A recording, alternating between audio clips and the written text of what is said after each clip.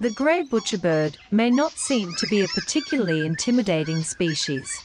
However, with its strong, hooked beak and its fierce stare, the grey butcherbird is not a bird to be messed with. Feeds on meaty stuff, but accepts food, especially when breeding.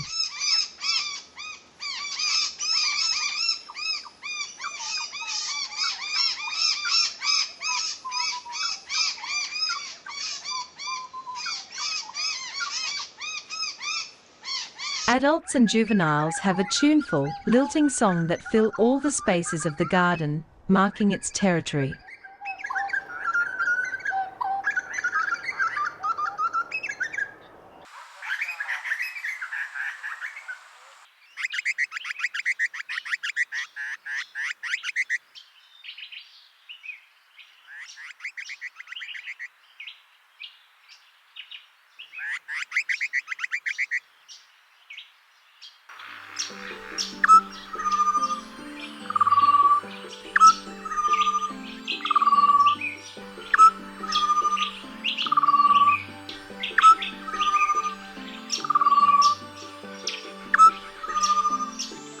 This concert of repetitive songs is given by a near cousin, the pied butcherbird.